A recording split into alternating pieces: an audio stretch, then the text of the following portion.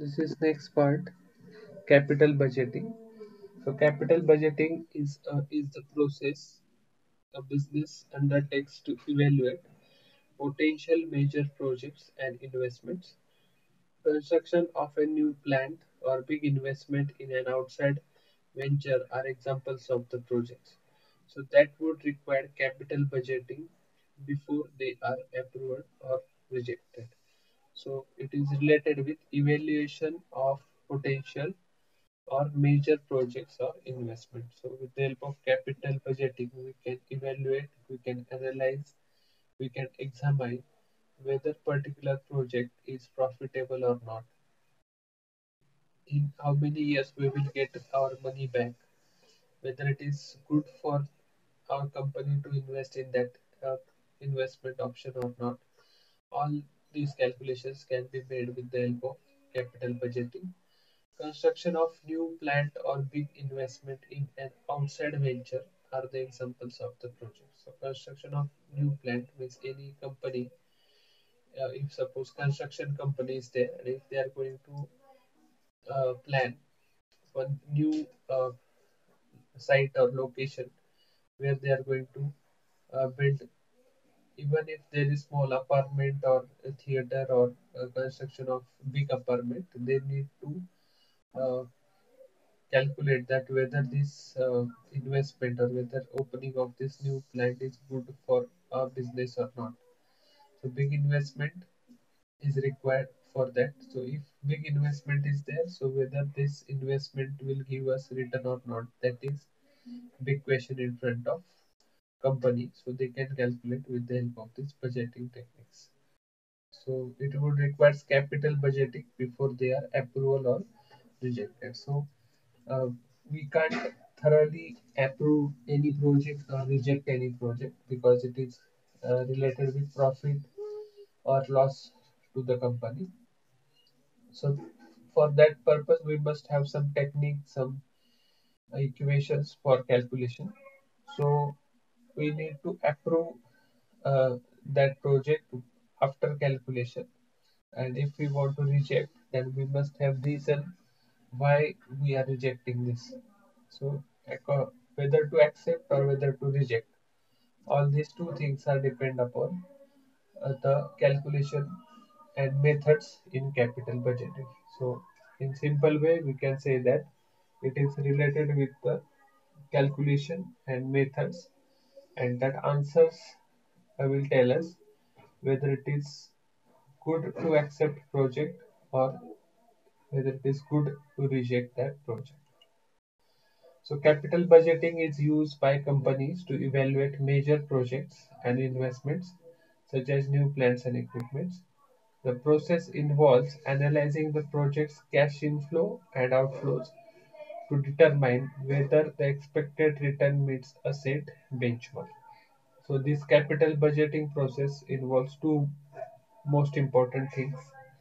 First is cash inflow.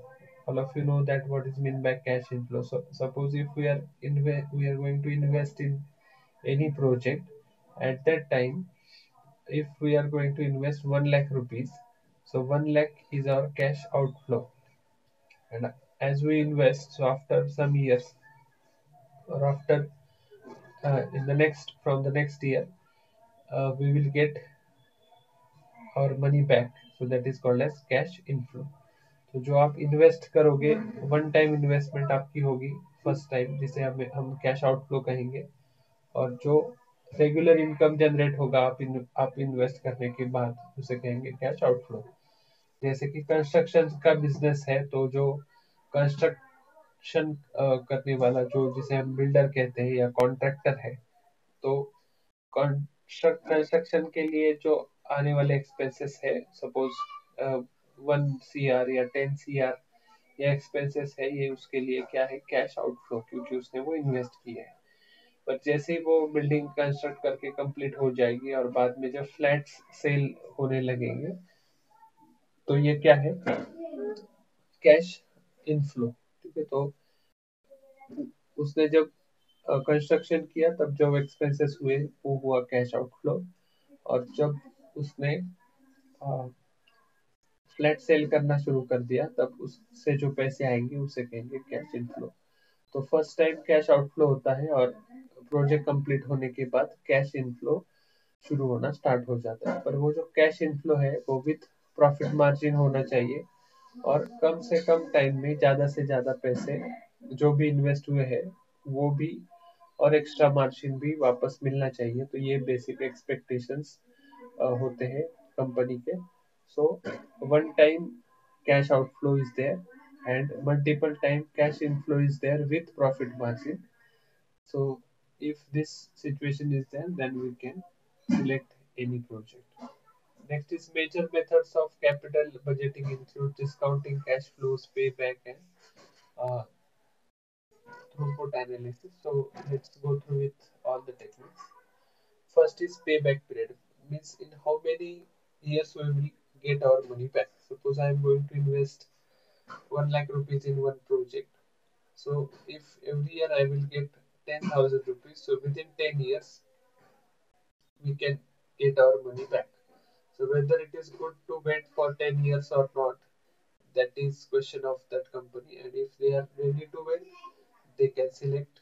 If some company can think that 10 years is very long period, we can't wait for this much, so they will reject project. So orally I can calculate payback period, but uh, in case of huge amount, we need to calculate payback period. Uh, for example, payback period is simplest form of capital budgeting analysis, but it is also the last least accurate. It's still widely used because it's quick and can give managers the back of the envelope. So ये बहुत ही list calculate होता है, पर जो managers है उन्हें क्या समझ में आता है कि जो भी पैसे इन्वेस्ट किए हैं वो कितने टाइम में हमें वापस मिलेंगे। तो ये इसके लिए क्या किया है, उसे कहा गया है बैक ऑफ द एनवलप, मतलब जो भी हमने इन्वेस्ट किया है उतने पैसे हमें कब पैसे वापस मिलेंगे। Understanding of the real value of the proposed project, तो जो हमने इन्वेस्ट किया है वो कब हमें मिलेगा। तो इसका कैलकुलेशन कैसे होगा। Payback period is equal to initial investment divided by annual cash inflow. Initial investment means how much you are going to invest, that is cash outflow divided by annual cash inflow. In this way we can calculate payback period. After calculation, if payback period is less than targeted period, sorry higher than targeted period, then we can accept that project. तो अगर कम से कम time में अगर जो पैसे है वो वापस आ रहे हैं, जैसे कि 2 साल 3 साल, तो हम क्या कर सकते हैं, उस प्रोजेक्ट में इन्वेस्ट कर सकते हैं क्योंकि पे बैक पीरियड अच्छा है। Next is internal rate of return, this is calculation. So internal rate of return और expected return on a project, it is discount rate that would result in the net present value of zero. Since the NPV of project is inversely correlated with the discount rate, तो net present value जो है वो first calculate करना पड़ता है, बाद में internal rate of return हम calculate कर सकते हैं।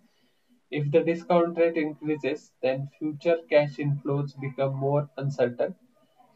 डिस्काउंट रेट जब इंक्रीज होता है तो फ्यूचर कैश इनफ्लो अनसर्टन होता है, thus become worthless in the value। तो ऐसे सिचुएशन में इन्वेस्टमेंट करना गलत बात है। तो the benchmark for IRR, internal rate of return calculations, is actual rate used by the firm to discount after tax cash flow। तो यह है इंटरनल रेट ऑफ रिटर्न, इसे भी इक्वेशन है और उसका हम कैलकुलेशन कर सकते हैं। उसे एक टेबल बनाना पड़ता है जिसमें net present value, regular rate और डिस्काउंटेड रेट का कैलकुलेशंस है, और वो कैलकुलेशंस करने के बाद हमें जो आंसर मिलता है वो होता है इंटरनल रेट ऑफ रिटर्न। तो आप अगर यहाँ पे देख रहे हो तो NPV is zero, in that case NPV is more than zero, then try the higher rate of interest. तो अगर हमें जीरो से ज्यादा है अगर एनपीवी, तो हमें रेट इंक्रीज करना है, 10 है तो 15 करना है, 15 है तो 20 करना है। Net present value is less than zero, then try the lower rate of interest. तो अगर एनपीवी का जो आंसर है वो अगर जीरो से कम आता है तो हमें क्या करना पड़ता है, इंटरेस्ट रेट कम करना पड़ता है। तो जीरो जीरो से ज्यादा है तो इंटरेस्ट रेट बढ़ाना पड़ेगा, जीरो से कम है तो इंटरेस्ट रेट डिक्रीज करना पड़ेगा। तो आईआरआर और डब्ल्यू सीसी जो है, तो आईआरआर अगर हाई है और डब्ल्यूएससीसी कम है तो that project we can accept. ठीक है, तो प्रोजेक्ट एक्सेप्ट करने के लिए आईआरआर की जो फिगर है वो बड़ी होनी चाहिए। तो ये बेसिक फॉर्मूला है related to acceptance of project on the basis of IRR. Next is net present value. So net present value is calculated by taking difference between present value of cash inflow and present value of cash outflow. So inflow means what? Incoming, and outflow means what? Outgoing of the cash. तो जो भी cash हमारे पास आ रही है उसकी present value, मतलब cash inflow और cash outflow की प्रेजेंट वैल्यू, ये दोनों को हम कंपेयर करेंगे। मतलब present value of cash inflow minus present value of cash outflow, ये उसका इक्वेशन है। तो इस तरीके से हम नेट प्रेजेंट वैल्यू कैलकुलेट कर सकते हैं। मतलब कितने पैसे आ रहे हैं और कितने पैसे जा रहे हैं, उसमें जो डिफरेंस है उसे हम कहेंगे net present value. The investment with the positive NPV shall be considered in case there are multiple projects and the project with the higher NPV is more likely to be selected. तो जो जिस project का net present value high है उस project को हमें select करना चाहिए। ऐसा क्यों होता है? क्योंकि इनफ्लो अगर ज्यादा है और आउटफ्लो कम है, मतलब हमें कम इन्वेस्टमेंट में ज्यादा पैसे आ रहे हैं, तो आंसर पॉजिटिव हाई आता है।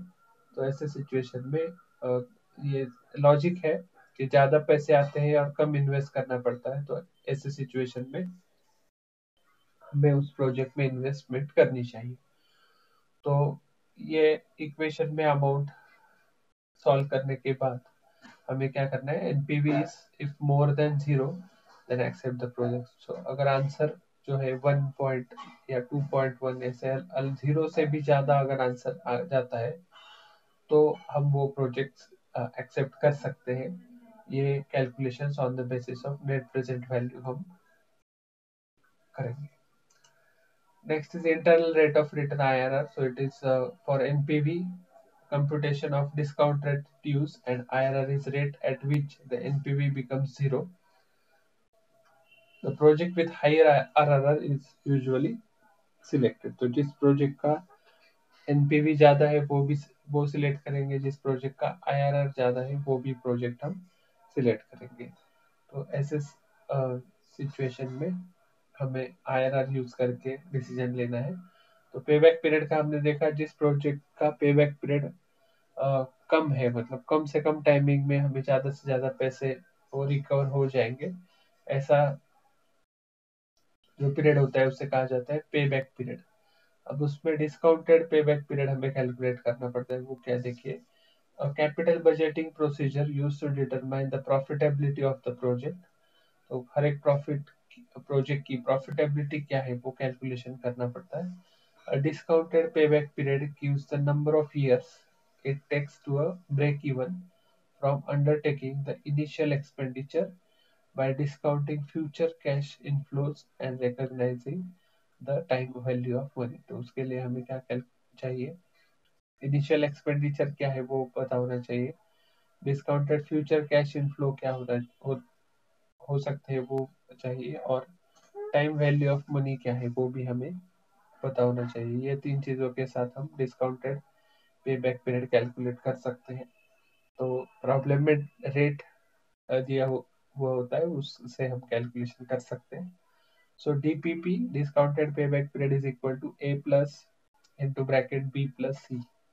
So a is last period for the negative discounted accumulated cash inflow. तो last period का जो negative discounted cash inflow है वो परसेंटेज, वो अमाउंट हमें लगेगी।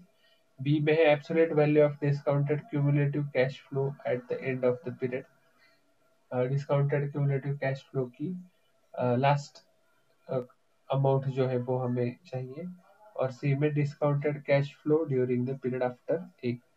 तो ये तीन चीजें, तीन फिगर्स प्रॉब्लम में कैलकुलेशंस के बाद हमें मिलती है। Payback period and discounted payback period calculate करने के बाद तो ये ए बी सी ऐड करके हम डीपीपी निकाल सकते हैं. So if DPP is more than target period then we can accept that project. So जो हमारा टारगेट पीरियड है उससे अगर डीपीपी की अमाउंट ज़्यादा होगी तो वो प्रोजेक्ट हम एक्सेप्ट कर सकते हैं. ये उसका स्टैंडर्ड मेजर है. नेक्स्ट ही प्रॉफिटेबिलिटी इंडेक्स. सो ये है कि प्रॉफिटेब जो प्रोजेक्ट है वो हमें प्रॉफिट में लेके जाएगा या नहीं.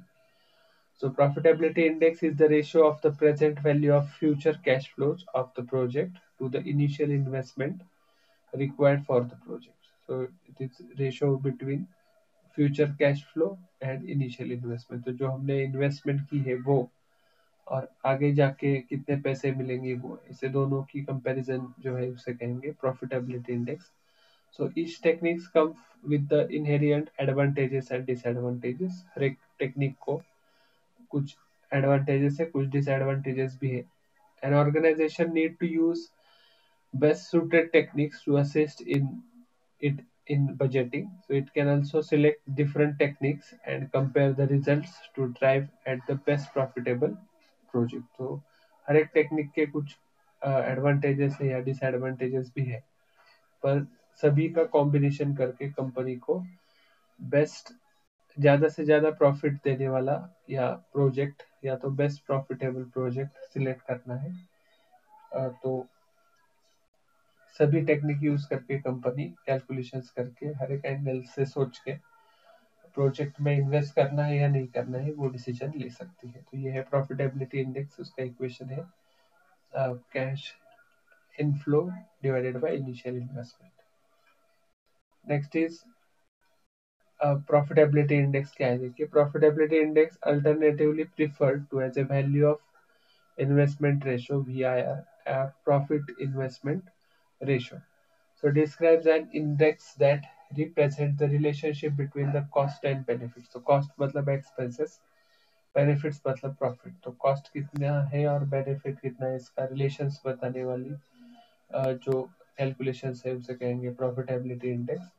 It is calculated as the ratio between the present value of future expected cash flows and initial amount investment in the project. तो प्रोजेक्ट में कितनी अमाउंट इन्वेस्ट हुई है वो है कैश आउटफ्लो और फ्यूचर में कितने पैसे मिलेंगे ये क्या है cash inflow. So higher PI means the project will be consider more attractive. तो यहाँ पे कैलकुलेशंस अगर करेंगे तो आउटफ्लो और इनफ्लो की कंपेयर करने के बाद अगर ज्यादा आंसर आया है, high figures are there, then we can consider this project will give high returns. तो इनफ्लो ज्यादा है और आउटफ्लो अगर कम है, प्रेजेंट वैल्यू ऑफ इनफ्लो और आउटफ्लो का, तो प्रॉफिटेबिलिटी इंडेक्स अगर हाई रेट हमें मिला तो हमें हम ये कंसिडर कर सकते हैं कि यहाँ इस प्रोजेक्ट में प्रॉफिट फ्यूचर में होगा. तो प्रॉफिटेबिलिटी इंडेक्स अगर आंसर जो है वो 1 से अगर ज्यादा आंसर आता है तो वो प्रोजेक्ट हम एक्सेप्ट कर सकते हैं. 1 पे मॉडरेट प्रॉफिट है और 0 में आंसर अगर आता है पॉइंट में तो वो प्रोजेक्ट हमें रिजेक्ट कर देना चाहिए. Next is ARR, annual rate of return. It is also known as accounting rate of return. It is defined as the average cash inflows or benefits against any unit investment. तो जो भी हमने investment की है वो और cash inflow इस दोनों में भी कंपैरिजन है, इसे ARR कहा जाता है. So ARR is average cash inflow benefits divided by initial investment, ये उसका इक्वेशन है.